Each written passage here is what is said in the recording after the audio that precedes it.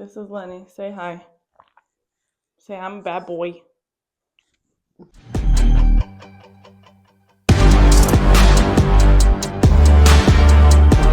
Oh, okay. So I guess this is for me. How does it feel watching your daughter grow into the woman she is today? Well, I always enjoyed watching you guys grow. Like to see you uh Hold her on, guys. cat I have a is special guest. her cat is unhappy that we're in here without him. He just like really marches in here.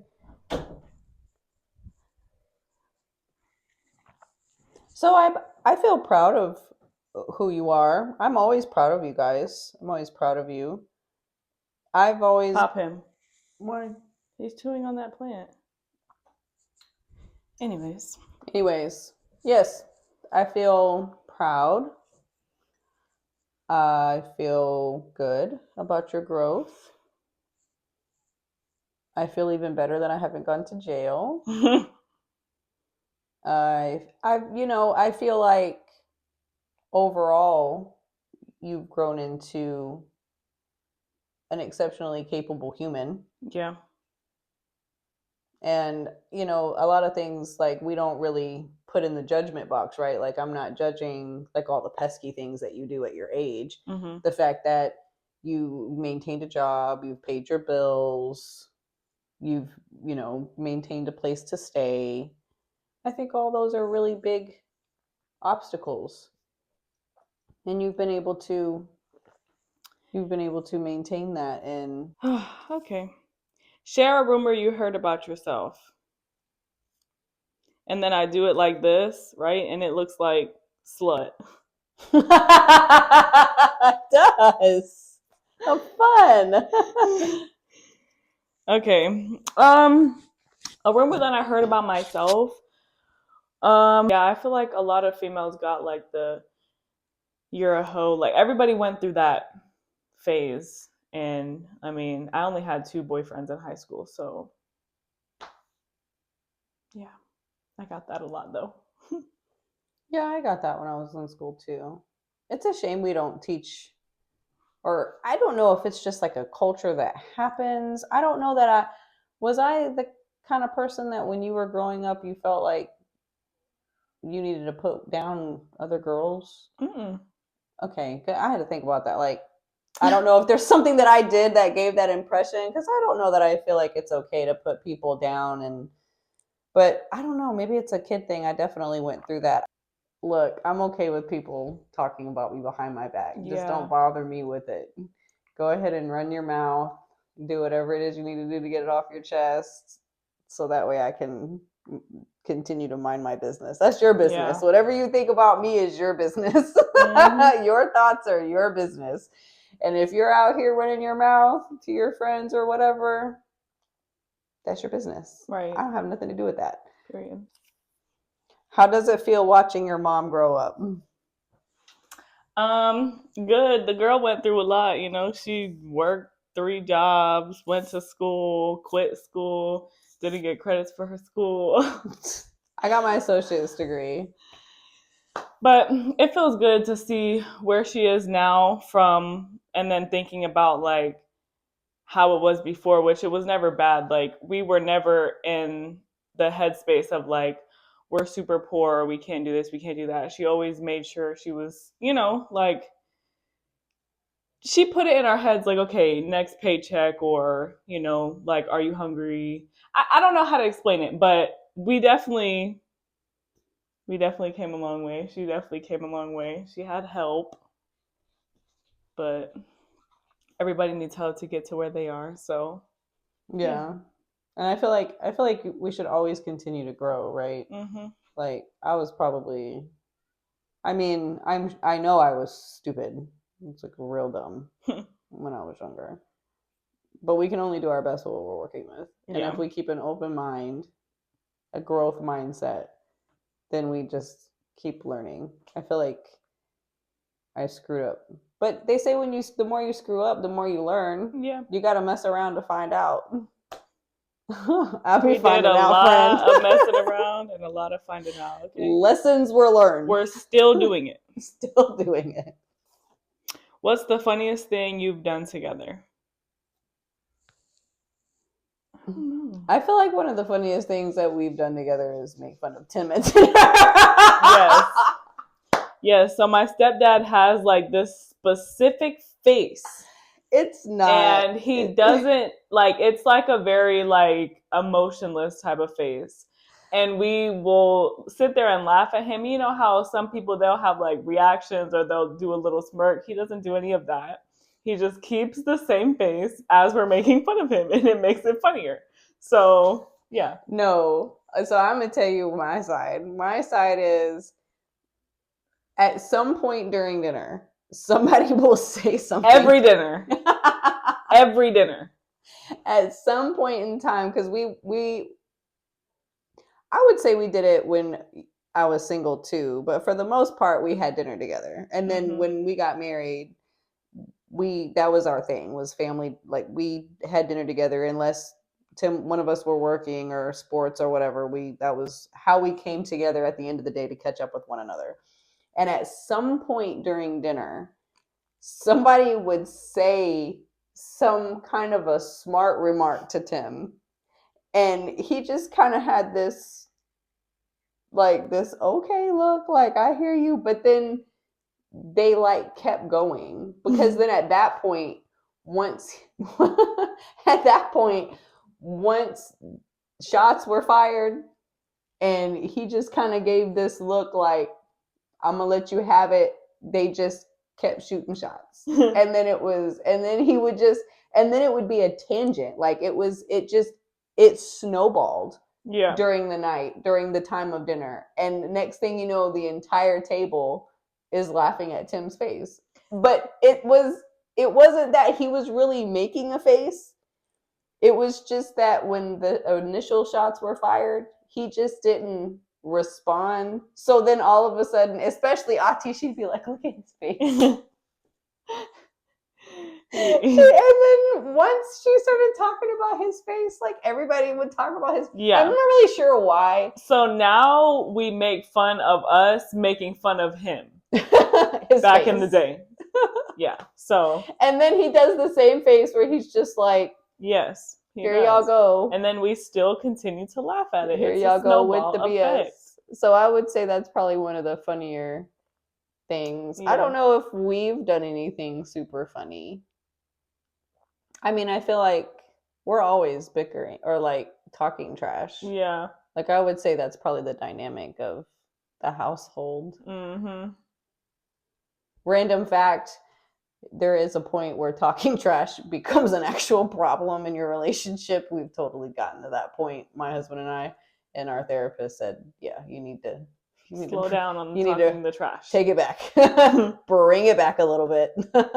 That's funny. I think that's probably the funniest thing we have actually done. I can't really think of anything.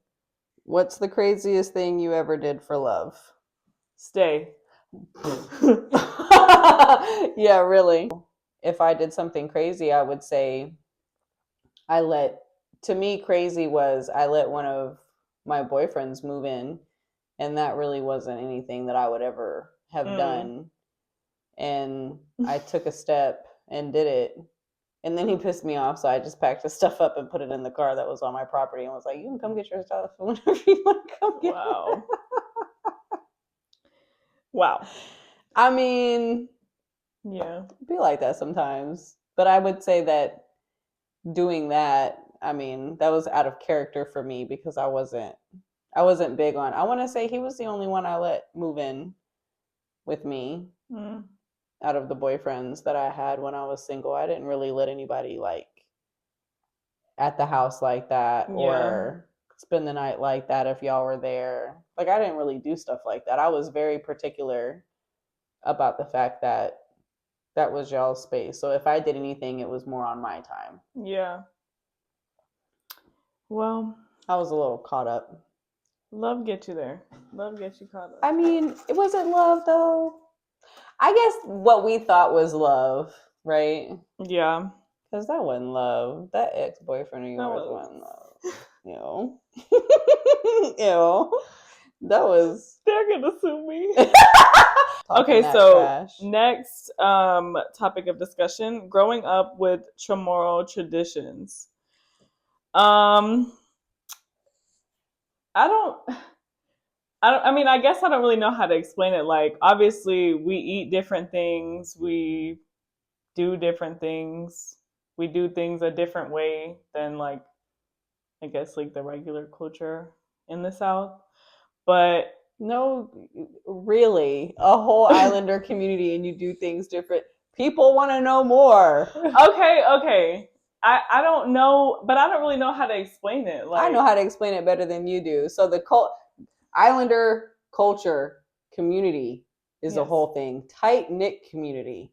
Okay, a lot of building your own things by hand, a lot of growing your own food and or raising your own food. Yeah, my grandparents live like they're still on the island of Guam.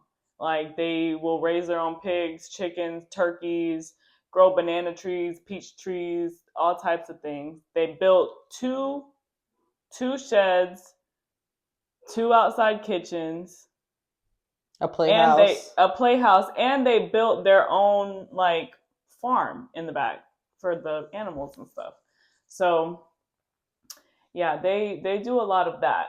And you And don't the food, remember, amazing. you don't remember, but I went to Guam with you, and they do. Her grandparents, in fact, like going to her grandparents' house here up the road is like going to a house on Guam that you're visiting. Barbecues, coming together for barbecues. Well, barbecuing is, I would say, like 80% of how they have dinner. Like it's Yeah. a barbecue. Like they put stuff on the grill. They make their own grills Yeah. out of uh what is it called? Barrels. They make their own grills out of barrels. It's very Yeah. efficient. One of the main, like, I guess, traditions that we do is for really big events like first birthdays or graduation, we cook a pig. I don't know.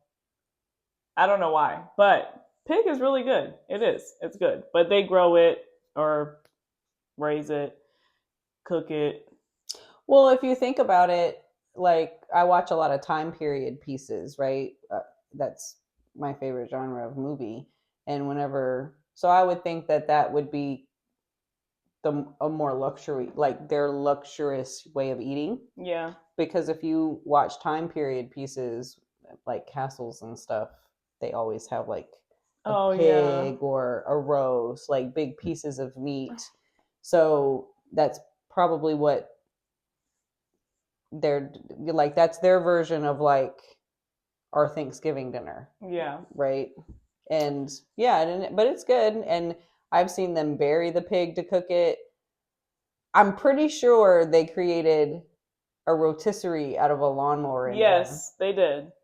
They just make things. They do, and they're really good at it. they Kissing. they definitely use the resources that they have around if they don't have anything. Greeting and saying goodbye, it's always like a kiss on the cheek. And Make don't let them find out that that you you didn't were do it. around the Yeah. vicinity and you didn't come kiss. Specifically the grandparents, my grandma and papa specifically, because they're like old school. But yeah, I used to do that when I was a kid. I got caught up in playing, didn't kiss. I would get, my butt pinched and yelled at, stuff like that. So it's definitely, that's a really big like respect thing in the culture, is kissing for greetings and saying goodbye. I feel like the food has really opened up a lot of palate up a lot, because I feel like if I didn't grow up with the food that they had, I probably would be a very picky eater, because I was picky. I still don't really like certain things, but I'm open to trying it first before I say that I don't like it. So that really has expanded my palate a lot growing up, and I get the best of both worlds, because Southern food is bomb and Chamorro food is bomb, and then them together when we have cookouts or Thanksgiving, Christmas, because a lot of my aunts and uncles are with white partners, and they all cook good. So the best of both worlds. Family When your functions. dad and I were first dating, uh, the first time I went to go meet his parents, he was reluctantly telling me, he said, well, so when you go in to meet my parents, I gotta tell you, like, you gotta go and kiss. And it's like the way he said it, it made sense to him. Yeah. Because you gotta go and kiss, right? Yeah. And I was just like, okay. And he was like, well, it's just like a kiss on the cheek. And so then when he was explaining it to me, I thought, oh, okay. So being raised here in a military town, you have a lot of Spanish and Korean, and you have a lot of mixes here. So coming up to people, and that's not very uncommon if Yeah. you've made a lot of different types of friends here. So when he explained it and he said it, he's like, I don't want to, like freak you out or anything. But your dad had only just came. I mean, he'd been here, like he's been to America before, but he had only just, I want to say, moved here when I around the time that I met him. So I think like introducing his parents, Yeah. or introducing me to his parents and explaining that that's something that I needed to do in order to keep Yeah. things keep peaceful. And I was just like, oh, okay. And it wasn't a big deal. It was funny how he introduced that to Yeah, me. that's my friends and even like my exes when they were around my grandparents or when I brought them around my grandparents, I would always say, "Hey, you need to kiss." And they're like it was they never did that. So when I showed them, I explained it to them and they saw it, they were like, oh, okay, like they weren't opposed to it, but it was just like a can I just give you a handshake instead? I don't know. They just weren't used to it. They didn't know anything about that stuff. I wish that I kept asking, but I wish that your grandparents talked to you in Chamorro more Yeah. because We know a few things. We can pick and poke, but I wish that, English. yeah, I wish that. I feel like that's kind of Guam being so small. I'm wondering Yeah. how long that language is gonna be passed down because like your dad doesn't speak it. He understands it because I know his mom. All of them do. Yeah, give him the business. I've seen it before, where his mom is like, "Da-da-da-da," and he's just like, yeah, but da-da-da," like he just talks to her in Yeah. English, but he Mhm. understands her. But then now you don't really understand or speak it. So Yeah. But overall, it's a great culture. It's amazing. It's different. And I feel like everybody should do their research before they judge because there's a lot of judgment when it comes to different cultures.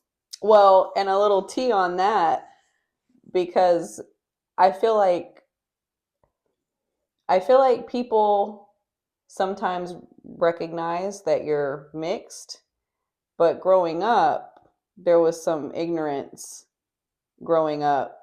And, here we live in a military town, so we have a blend.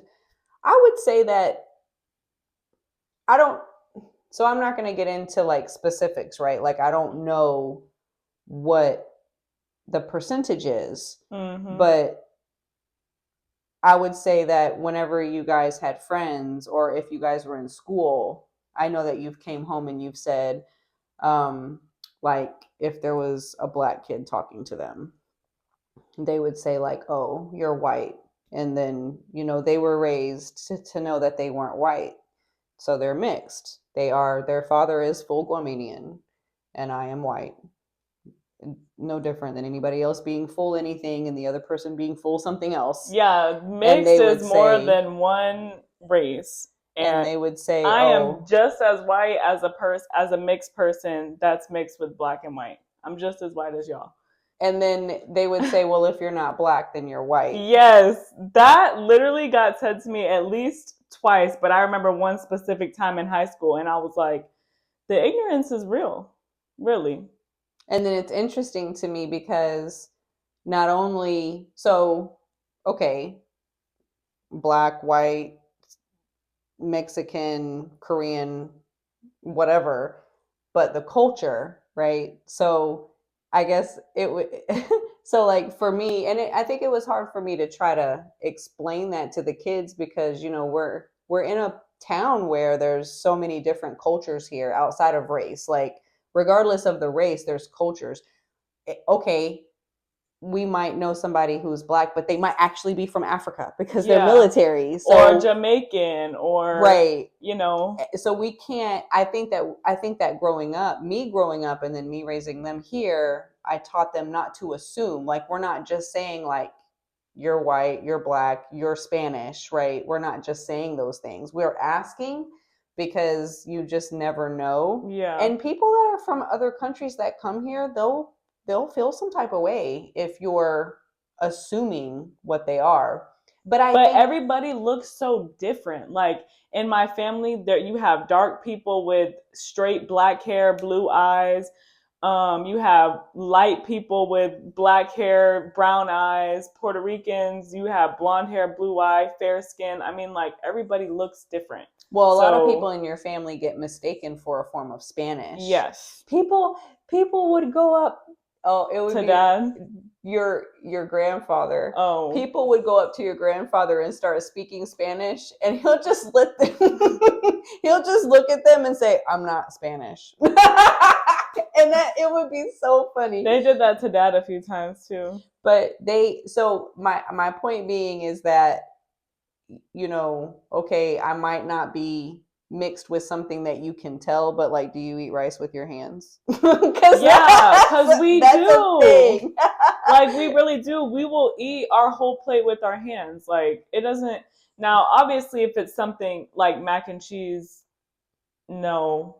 But mac and cheese really isn't in our culture. That's like more of a southern thing. So, obviously, like they 'Cause they evolved. eat. They use forks and stuff for certain things and spoons. But like we eat sticky rice. We don't eat Uncle Ben's rice. I didn't even try Uncle Ben's rice until I got with my ex, my recent ex. So I we eat sticky rice. We'll eat meat, ketchup, dip the meat in the ketchup, put it in your mouth, pick up rice, put it in your mouth. I I don't mean, even all think with your like hands. veggies. Like y'all eat veggies, but it's not like a meat. It's normally like a rice and a meat, Yeah. and then like maybe a We eat side or rice with something. everything. Rice and soy sauce, Yeah. everything. Breakfast, lunch, dinner. Kiko man soy sauce. Specifically.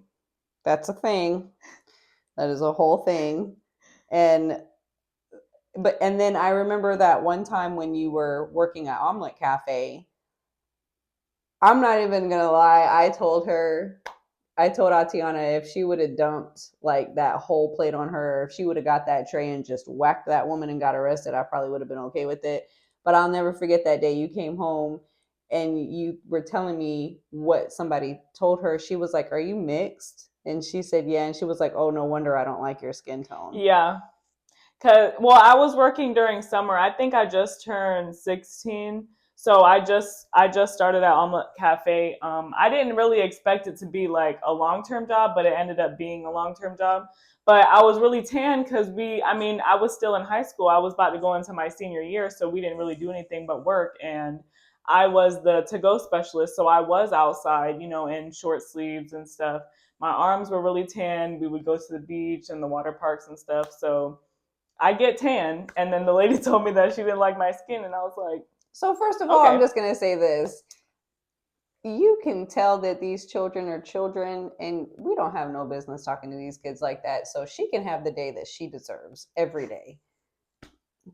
That's you don't Yeah. what kind of I mean, okay, you don't like somebody's skin tone. First of all, I don't know what barn you were raised in that's how you talk to people, but Yeah. kids, that's just shameful. That just Yeah. doesn't make any And she sense. was an older lady. I mean, you could definitely tell. We had to wear masks because it was COVID, but you could definitely tell. I mean, she had like gray hairs and like her eyebrows were wrinkly and stuff. And I was like, Dang, just busting her all the way I mean, out. like, bro, you can see, like, you can tell.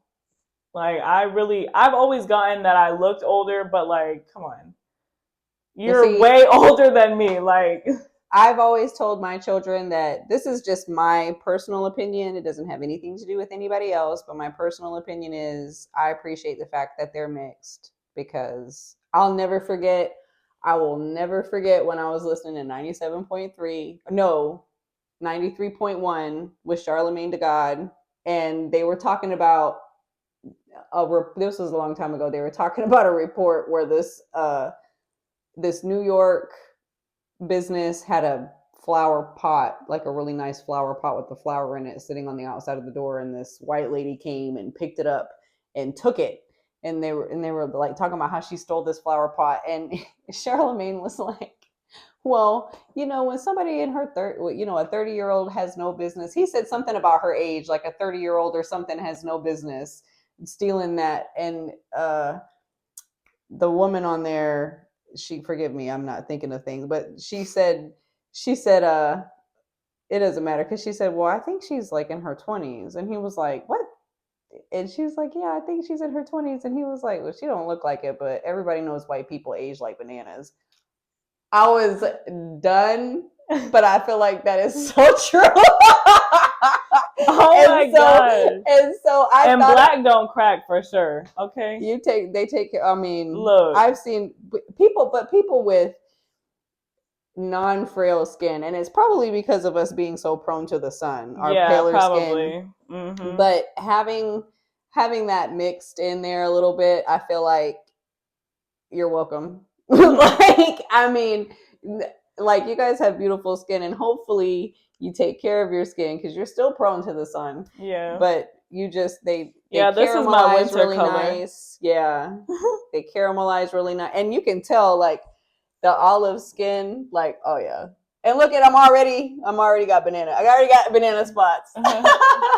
Probably from being in the sun.